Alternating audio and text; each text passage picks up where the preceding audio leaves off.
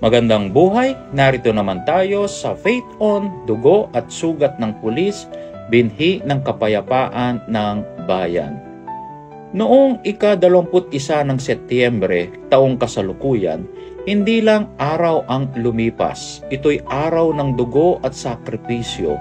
Sa gitna ng kaguluhan, may mga pulis na nasaktan at nasugatan.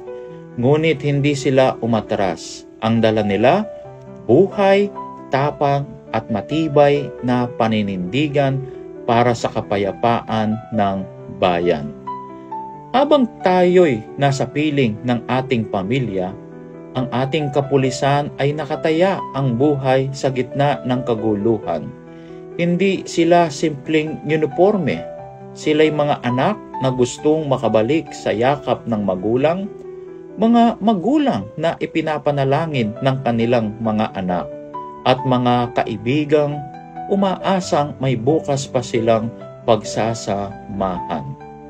Kaya't ngayon, higit sa pagpupugay, ialay natin ang panalangin.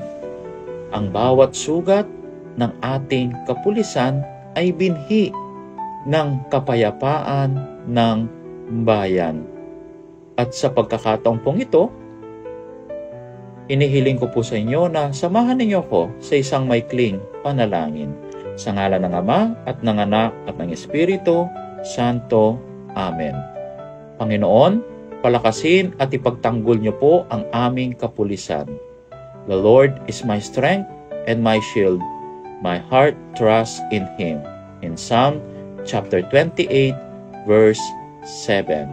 In the name of the Father, and of the Son, and of the Holy Spirit. Amen.